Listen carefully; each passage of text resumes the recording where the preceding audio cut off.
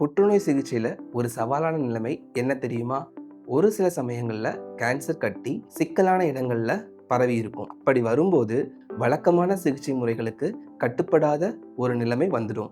இந்த மாதிரி நேரங்களில் பக்கத்தில் இருக்கிற நல்ல உறுப்புகளை பாதிக்காம முழு கட்டியையும் கதிர்வீச்சால் அழிக்க முடியுமான்னு ஒரு பெரிய கேள்வி வரும். அதுக்கு பதில் கண்டிப்பா முடியும். வணக்கம், நான் டாக்டர் ராஜவேல் தங்கவேல், கதிர்வீச்சு நிபுணர், பொருணை மருத்துவமனை. சமீபத்தில் எங்ககிட்ட வந்த ஒரு 55 வயது பெண்மணிக்கு இந்த மாதிரி ஒரு சிக்கல் இருந்தது. அந்த சவாலை எதிர்கொள்ள நாங்கள் எங்கள் சிகிச்சை முறையையே மாற்ற வேண்டியதாக இருந்தது. குறிப்பிட்ட இந்த பேஷண்ட்டுக்கு கர்ப்பப்பை வாய் புற்றுநோய் இருந்தது. அவங்களுக்கு இருந்த கட்டியோட அமைப்பு கொஞ்சம் சிக்கலாக இருந்தது. இதனால வழக்கமாக செய்கிற இன்ட்ரா கேவிட்டரி சிகிச்சையில் முழு கவரேஜ் கிடைக்காதுங்கிறது எங்களுக்கு உறுதியாக தெரிஞ்சுது. எங்கள் சிகிச்சை முறையை மாற்றணும்னு முடிவு செஞ்சோம். அவங்களுக்கு நாங்கள் இன்டர்ஸ்டிஷியல் பிரேக்கி தெரப்பிங்கிற ஒரு அதிநவீன சிகிச்சை முறையை தேர்ந்தெடுத்தோம். இந்த அட்வான்ஸ்டு ட்ரீட்மெண்ட்ல சுமார் 12 இருந்து 13 சென்டிமீட்டர் நீளமுள்ள ஸ்பெஷல் நீடில்ஸை பயன்படுத்தி நேரடியாக கட்டிக்கு உள்ளேயே போய் ஹை டோஸ் ரேடியேஷனை கொடுக்க முடியும். சிம்பிளாக சொல்லணும்னா, நாங்கள் புற்றுநோயை வெளியே இருந்து தாக்காம அதுக்கு உள்ளேயே போய் அழிக்கிறோம்.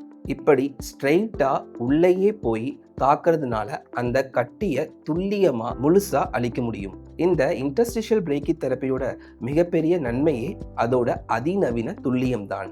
இதனால இதை கர்ப்பப்பை வாய் புற்றுநோய்க்கு மட்டும் நாங்கள் பயன்படுத்துறது இல்லை. சில தலை மற்றும் கழுத்து புற்றுநோய்களுக்கும் இதை ஒரு சிறந்த தீர்வாக தான் இருக்கு. குறிப்பா ஹெட் அண்ட் நெக் கேன்சரால பாதிக்கப்பட்ட சில நோயாளிகளுக்கு அவங்க உடல்நிலை காரணமாக அறுவை சிகிச்சை செய்ய முடியாது. மற்ற சிலருக்கு அறுவை சிகிச்சைக்கு பிறகு தன்னோட பேச்சிலேயோ முக தோற்றத்திலேயோ மாற்றம் வந்துடுமோன்னு ஒரு பயம் இருக்கும். இந்த மாதிரி நோயாளிகளுக்கு இந்த இன்டர்ஸ்டிஷியல் பிரேக்கி தெரப்பி ஒரு வரம்னு தான் சொல்லணும். First, complete protection.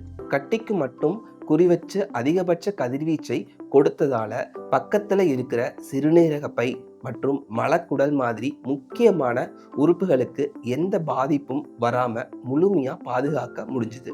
இதனால சிகிச்சைக்கு பிறகான பக்க விளைவுகள் ரொம்ப குறைவு.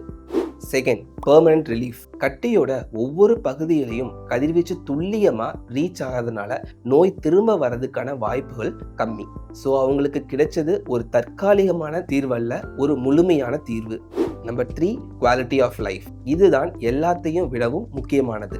வலி இல்லாத நிம்மதியான வாழ்க்கையை அவங்களுக்கு திரும்ப வாழ முடிஞ்சது.